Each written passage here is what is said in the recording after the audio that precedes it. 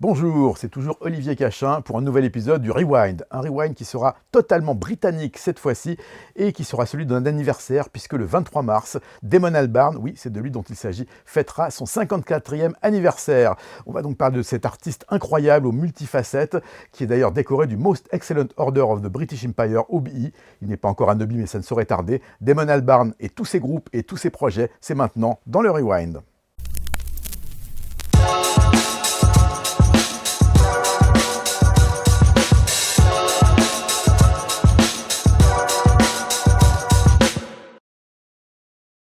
La carrière de Damon Albarn, elle commence évidemment avec la fondation de ce groupe Blur, qui trouve son nom définitif en 1990.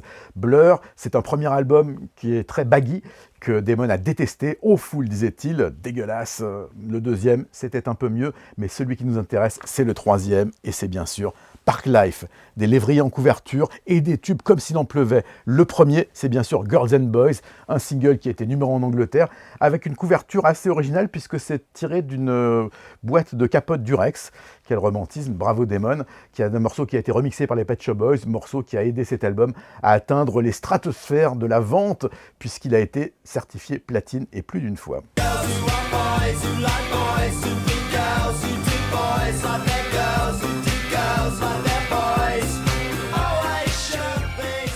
L'album Parklife, c'est aussi la chanson Parklife qui a été clippée, un des nombreux singles tirés de l'album, avec dans le clip Phil Daniels, un acteur qu'on a découvert dans Quadrophenia, film sur la révolution mode des années 60, particulièrement cher au cœur de Blur, qui aime tout ce qui est pop et tout ce qui est britannique. Et puis il y a aussi un autre morceau, To The End, un morceau assez étonnant qui a été sorti en single, qui n'a pas rencontré un grand succès commercial, mais que Damon Albarn aimait beaucoup, et il en a même fait une version française.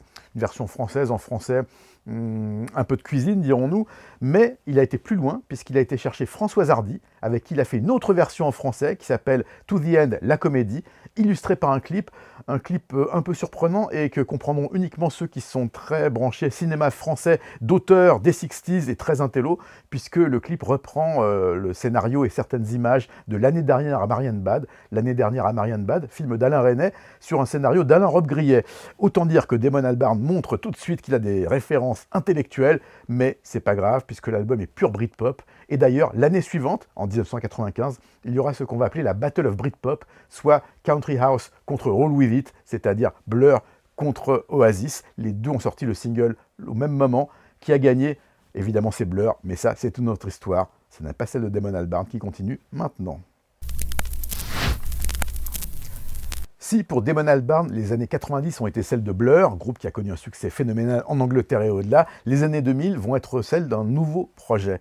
Ce projet, c'est bien sûr les Gorillaz dont on va parler du troisième album, Plastic Beach. Plastic Beach reprend et augmente encore le concept du premier et du second album, c'est-à-dire Damon Albarn sous un alias. Il a fait semblant pendant quelques mois de faire croire que le groupe était en fait composé d'inconnus. Lui prenait le pseudonyme de 2D. 4 figures de cartoon illustrées par Jamie Hewlett, le créateur de Tank Girl, la fameuse bande dessinée, et donc beaucoup d'invités. Parmi les invités de ce troisième album, eh bien De La Soul, Lou Reed, Snoop Dogg, Mos Def, Marky Smith de The Fall, Gruff Rhys, Bobby Womack, De La Soul, bref, all-star cast, pour une pop électronique assez sympathique, avec notamment 70 chansons qui ont été écrites pour être finalement sélectionnées par Jamie Hewlett, car c'est Jamie qui a eu le mot final pour la sélection des chansons qui sont toutes absolument extraordinaires, mais le meilleur titre, c'est peut-être On Melancholy Hill.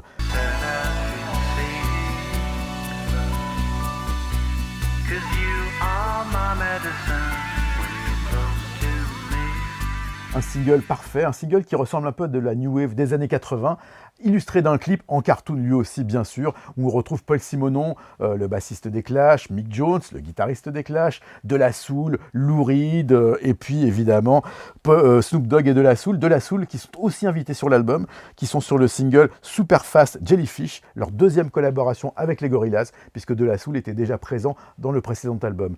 Gorillaz qui a commencé sa carrière de façon anonyme, avec ses figures animées créées par Jamie Hewlett.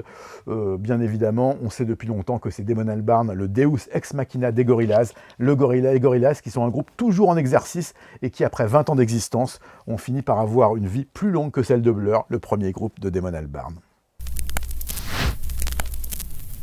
Troisième album de ce Rewind spécial Damon Albarn, cette fois-ci on part à Kinshasa, en République démocratique du Congo. On est en juillet 2011, et là, en 5 jours, voilà ce que va réaliser Damon Albarn, un album coproduit par Richard Russell, son compagnon de toujours pour la production, avec l'aide d'un producteur qui s'appelle Totally Enormous Instinct Dinosaur, TEED, c'est quand même plus facile à prononcer. Un album donc enregistré pendant un séjour de 9 jours à Kinshasa. En 5 jours, les morceaux sont pliés. Alors, voilà le disque lui-même, avec donc un single sur lequel on trouve Damon Albarn qui chante, c'est Hello, qui ouvre l'album, featuring le tout-puissant Mukalo et Nelly Liyamige. Un disque qui sera donc sorti en single, ce Hello.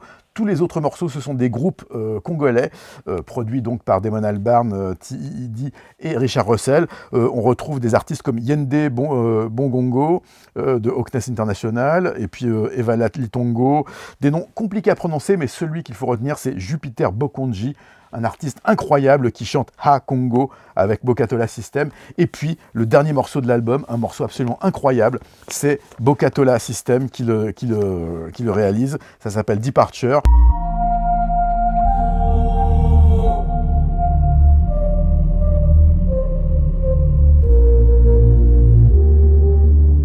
Et puis un acapella incroyable, Love, l'artiste s'appelle Love et le morceau aussi, un acapella de 2 minutes complètement dingue. Et puis bon, plein d'invités, des artistes qu'on ne connaît pas, et puis aussi beaucoup d'illustrations incroyables sur ce qui va avec l'album, à savoir une présentation vinyle complètement dingue, les instruments traditionnels, la boîte de conserve et les pianos à main. Bref, un album ethno-techno typique des explorations africaines de Damon Albarn, puisqu'on le sait depuis longtemps, Damon Albarn n'aime rien tant que de faire des disques avec des musiciens venus d'ailleurs, que ça soit du continent africain, de l'Angleterre ou des États-Unis. Donc cet album, il est absolument incroyable, il est peu connu, DRC Music. Le projet est signé Damon Albarn. Le Rewind Damon Albarn suite. On est en 2014 et presque 25 ans après ses débuts dans Blur, Damon Albarn sort enfin son premier album solo. On parle bien sûr de Everyday Robots, un album qui contient beaucoup de mélancolie, un album plutôt triste, conçu pendant un embouteillage à Los Angeles. Oui, c'est comme ça que Damon a eu l'idée. Une critique de la technologie sur un beat plutôt synthétique. 34 ans après, un peu la suite analogique ou la suite logique de We Are the Robots de Kraftwerk. Everyday Robots. 5 singles, une nomination au Mercury Prize et un disque personnel, mon disque le plus personnel, disait Damon, qui a ajouté on a commencé à délirer avec des synthétiseurs russes. L'idée de faire un disque sous mon nom était vaguement dans l'air. Je suppose qu'on peut appeler ça un disque solo, mais je n'aime pas ce mot. Ça sonne tellement solitaire, un disque solo. Moi, j'aime pas être solo dans ma vie, mais oui, je fais un autre disque. Un disque sur lequel les invités sont rares mais prestigieux, puisqu'on a notamment Brian Eno sur You and Me et Heavy Seas of Love, et un disque qui a été conçu sur le même principe que l'album des Gorillaz. Souvenez-vous, Plastic Beach, c'était 70 chansons qui ont finalement été choisies, parmi les 70 chansons, c'est Jamie Hewlett, le créateur de Tank Girl, dessinateur et co-créateur des Gorillaz, qui a choisi la quinzaine de titres qui ont illustré l'album. Et bien là, c'est le même principe, une 60aine de chansons ou de démos ont été faites par Damon Albarn, et c'est son coproducteur Richard Russell qui a choisi ses préférés. À noter, fun fact, comme on dit, Mr. Tembo est un morceau qui a été écrit pour un bébé éléphant d'un zoo en Tanzanie. Et puis sur Hollow Pounds, on entend le sample du métro londonien, celui de la Central Line, pour ceux qui connaissent le métro de la capitale anglaise. I felt the percussion. The green man had gone. Le premier single de cet album, c'était celui qui a donné son titre à l'album, Everyday Robots, un morceau nostalgique, comme on le disait, qui donne le ton de l'album, avec un clip assez étonnant où on voit un écorché, plutôt un crâne devenir un écorché, puis devenir un visage humain, tout ça avec la technologie moderne. Damon Albarn, Everyday Robots, excellent album, excellent Damon. 5e et ultime album de ce Rewind consacré à Damon Albarn, cette fois-ci on est en 2018 et l'album c'est Maryland. Maryland, 11 ans après un premier album signé The Good, The Bad and The Queen, c'est-à-dire un super groupe, puisqu'on compte Damon Albarn comme chant et claviériste, mais aussi Paul Simonon, le bassiste de Clash, qui est présent, Simon Tong, le guitariste de The Verb, qui est là également, et Tony Allen, le regretté Tony Allen, à la batterie. Donc un super groupe, même si le terme n'est pas tellement apprécié par Damon Albarn, parce que bon, super groupe, ça fait un petit peu genre rockstar qui se la pète. Non, là c'est un disque étonnant, un disque qui a été produit par Tony Visconti, oui, le producteur historique de David Bowie et de tant d'autres artistes, Rita Mitsuko, etc., etc.